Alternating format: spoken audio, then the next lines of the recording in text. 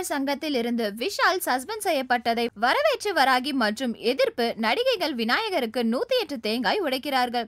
விஷால் தயாரிப்பாளர்கள் சங்கத்தின் ஒற்றுமையை சீர்குலைக்கும் விதமான தொடர்ந்து பேசி வந்ததாக குற்றம் சாட்டி அவர் தயாரிப்பாளர் சங்கத்தில் இருந்து சஸ்பெண்ட் செய்யப்பட்டுள்ளார்.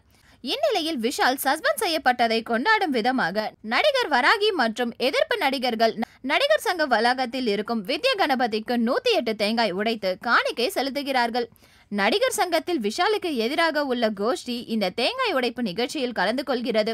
நட்சத்திர கிரிக்கெட் போட்டி நடத்தியதில் நடிகர் சங்கம் கோடிக்கணக்கில் கொள்ளையடித்ததாக வராகி தொடர்ந்து குற்றம் சாட்டி வருகிறார்.